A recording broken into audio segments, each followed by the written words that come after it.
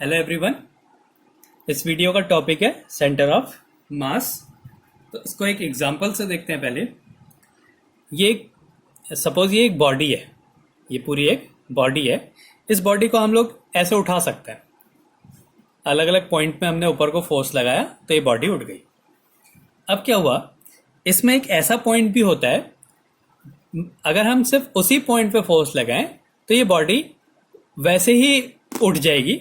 तो इस पे एक पॉइंट होगा जहां पे अगर हम उसको फोर्स लगाते हैं तो वो बॉडी उठ जाएगी। तो जैसे ये पॉइंट है, तो इस पे अगर हम ऊपर की डायरेक्शन में फोर्स लगाएंगे तो ये बॉडी उठ जाएगी। अगर हम इसको इधर उधर कहीं पे कर रहे हैं, अब इसको मैं कहीं दूसरी जगह से उठाना चाहूँ तो ये नहीं उठेगा। अगर हम इसको थोड़ा सा साइड कर दें तो ये गिर जाएगा।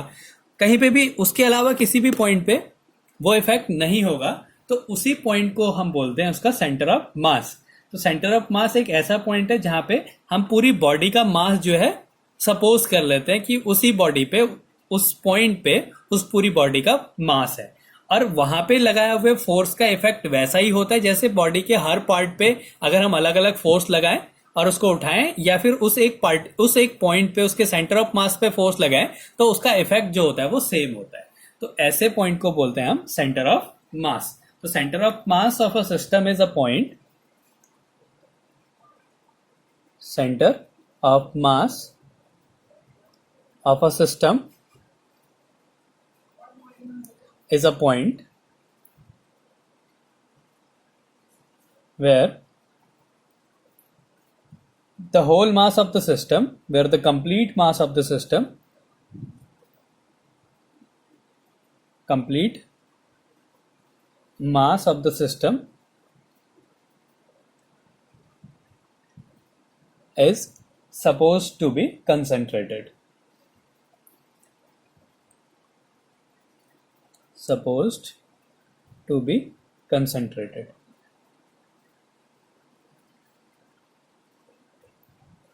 उस मास को बोलते हैं उसका centre of mass. It is a point such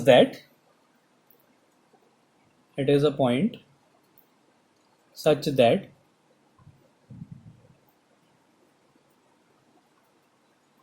when a force is applied on this point,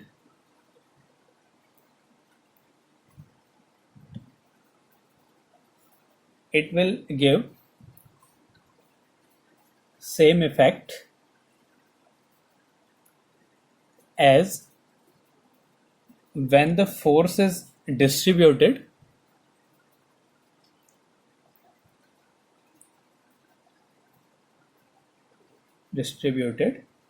and applied to each point. वो फोर्स का इफेक्ट सेम रहेगा अगर हम अलग अलग पॉइंट पे फोर्स लगा के उसको उठाएं या एक पॉइंट पे उसके सेंटर ऑफ मास से उसको फोर्स लगा के उठाएं तो उसका इफेक्ट जो है वो सेम रहता है। तो ये है सेंटर ऑफ मास, ऐसा पॉइंट जहां पे हम पूरी बॉडी के मास को मान लेते हैं, उस पॉइंट को बोलते हैं सेंटर ऑफ मास। अब इसको कैलकुलेट कैसे करते हैं? Calculation of centre of mass, calculation of centre of mass. तो सेंटर ऑफ मास को कैसे कैलकुलेट करते हैं? माना एक बॉडी है, ये एक बॉडी है और इस बॉडी से इसके ये जो है बहुत सारे पार्टिकल से मिलकर बनी है। मान लिया यहाँ पे एक इसका मास m1 है, एक पार्टिकल यहाँ पे है इसका मास m2 है, एक यहाँ पे m3 है, ऐसे बहुत सारे n पार्टिकल से मिलकर बनी है। तो ये mn मास है और इस m1 का जो पोजीशन वेक्टर है, ऐसे ही इसका एक सेंटर ऑफ मास भी होगा। तो मान लिया यहाँ पे इसका सेंटर ऑफ मास है जिसका मास जो है वो कैपिटल M है। अब इस m1 का पोजीशन वेक्टर, ये कोऑर्डिनेट सिस्टम हम ले लेते हैं, तो ये उसका सेंटर है और यहाँ से इसका जो पोजीशन वेक्टर है वो r1 है माना, m2 का पोजीशन वेक्टर r2 है, m का पोजीशन वेक्टर हम कैपिटल R ले ले रहे हैं, ऐसे ही m3 का पोजीशन वेक्टर r3 मान ले लेते हैं और mn का पोजीशन वेक्टर r n हम ले लेते हैं। तो ये हमने कंडीशन ले ली, अलग अलग पार्टिकल्स हैं, उनके पोजीशन वेक्टर m1 का r1, m2 का r2, m का r, m3 का r3 और mn प्लस सारे पार्टिकल्स को हम n के उसमें ले लेते हैं। तो 1 है तो r1 हो जाएगा, 2 है तो r2 हो जाएगा। तो ये हम एक कंडीशन ले रहे हैं और ये पार्टिकल जो है इस इधर से हम उसका पोजीशन ले रहे हैं। तो अब हम इसका सेंटर ऑफ मास का जो ये पोजीशन, इसका जो पोजीशन वेक्टर है उसको कैसे काउंट करेंगे। तो जैसे हमने मोमेंट ऑफ मास लिया था, तो अगर हम अलग अलग पार्टिकल का मोमेंट ऑफ मास निकालें और पूरी बॉडी का मोमेंट ऑफ मास निकालें, अलग अलग पार्टिकल का हमने मोमेंट ऑफ मास निकाला और उसको ऐड कर दिया, या एक सेंटर ऑफ मास का मोमेंट ऑफ मास निकाल के ऐड कर मास निकाला तो वो सेम आएगा। मतलब अगर हम इसके सेंटर ऑफ मास का मोमेंट ऑफ मास निकालें या सारे पार्टिकल्स का मोमेंट ऑफ मास निकाल के उनको ऐड करें तो आंसर दोनों केसेस में सेम होगा। तो इसका जो पूरी बॉडी का जो मोमेंट ऑफ मास होगा वो क्या हो जाएगा, m1r1 प्लस m2r2 प्लस ऐसे बहुत सारे पार्टिकल हैं mnrn। ये किसके इक्वल होगा, पूरी बॉडी का सेंटर ऑफ मास और उसका जो पोजीशन है तो इसके इक्वल होगा। तो अब यहां से अगर हमने r की वैल्यू फाइंड करनी है तो r की वैल्यू क्या हो जाएगी, m1r1 plus m2r2 plus mnrn upon m। तो ये हो गया सेंटर ऑफ मास का। अगर हमें पोजीशन वेक्टर के फॉर्म में उसको कैलकुलेट करना है तो इस तरीके से हम उसको कैलकुलेट कर सकते हैं, जहां पे जो कैपिटल M है ये टोटल मास है। M इक्वल्स टू क्या है, m1 plus m2 plus m3 dash dash dash mn। तो ये कैपिटल M की वैल्यू है। तो इसी तरीके से अगर हमें कोऑर्डिनेट सिस्टम दिए है, यहाँ पे हमें क्या दिया है, पोजीशन वेक्टर्स दिए हुए हैं, तो इसको हम पोजीशन वेक्टर्स के फॉर्म में लिख सकते हैं। ये पोजीशन वेक्टर्स हैं तो हमने उसको सॉल्व कर देना है। अब अगर हमें पोजीशन उसके कोऑर्डिनेट दिए हुए हैं, उसके कोऑर्डिनेट दिए हैं, एक्स वाई जेड एक्सिस दी हुई है, एक्स वाई जेड कोऑर्डिनेट्स दिए हैं, तो हम उसका सेंटर ऑफ मास कैसे निकालेंगे। तो जैसे ये r1 था तो इस m1 के जो कोऑर्डिनेट हो जाएंगे, m1 के जो कोऑर्डिनेट है, ये तो फर्स्ट केस है। अब सेकेंड केस क्या है, अगर हमें कोऑर्डिनेट्स दिए हुए हैं, m1 के मान लिया कोऑर्डिनेट दिए है x1 y1 z1,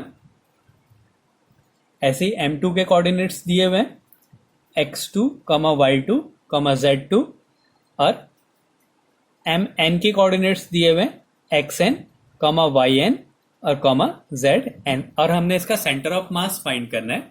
तो माना जो सेंटर ऑफ मास है उसके कोऑर्डिनेट x, y, z है, तो हमने ये x, y, z की वैल्यू निकालनी है। तो जैसे ये पोजीशन वेक्टर था, अब ये पोजीशन वेक्टर कोऑर्डिनेट्स में चेंज हो जाएंगे, तो जो सेंटर ऑफ मास होगा उसके x कोऑर्डिनेट की वैल्यू होगी m1 और x एक्सिस में डिस्टेंस क्या होगी x1, y एक्सिस में क्या हो जाएगी y1, z एक्सिस में z1। तो अभी हम x के लिए ले रहे हैं तो हम x एक्सिस के लिए लेंगे m1 x1 plus m2 x2 plus dash dash dash mn xn, बहुत सारे पार्टिकल्स हैं, अपॉन उसका total mass m1 plus m2 plus m3 plus mn, हम इसको कैपिटल M भी लिख सकते हैं। तो ये हो गया उसका x कोऑर्डिनेट। ऐसे ही y कोऑर्डिनेट भी निकाल सकते हैं हम। तो y कोऑर्डिनेट क्या हो जाएगा, m1, अब हम डिस्टेंस कौन सी लेंगे, y वाली लेंगे, m1 y1 plus m2 y2 plus mn yn upon m1 plus m2 plus mn। तो ये हो गया उसका y कोऑर्डिनेट। ऐसे ही हम z कोऑर्डिनेट भी निकाल सकते हैं। z कोऑर्डिनेट क्या हो जाएगा, m1 z1 plus m2 z2 plus mn zn upon m1 plus m2 plus mn। तो ये सेंटर ऑफ मास आ गए, सेंटर ऑफ मास के कोऑर्डिनेट्स आ गए। तो हम इस तरीके से सेंटर ऑफ मास को फाइंड कर सकते हैं। तो सेंटर ऑफ मास होता क्या है, एक ऐसा पॉइंट जहां पे पूरी बॉडी का मास हम मान लेते हैं, उसको बोलते हैं सेंटर ऑफ मास, और वहां पे लगने वाले फोर्स का इफेक्ट वैसा ही होता है जैसे सारे पार्टिकल्स पे फोर्स के इफेक्ट सारे पार्टिकल्स पे फोर्स को डिस्ट्रीब्यूट करके अगर हम फोर्स लगाएं तो वही इफेक्ट होगा जो उस एक पॉइंट पे फोर्स का इफेक्ट होता है। तो ऐसे पॉइंट को हम बोलेंगे सेंटर ऑफ मास। तो कैलकुलेशन कैसे होती है, अगर हमें पोजीशन कोऑर्डिनेट दिए हुए, उनके पोजीशन वेक्टर्स दिए, तो हम इस तरीके से उसका सेंटर ऑफ मास के पोजीशन फाइंड कर सकते हैं, या अगर हमें कोऑर्डिनेट्स दिए हुए हैं उसको, तो हम इस तरीके से उसका सेंटर ऑफ मास फाइंड कर सकते हैं।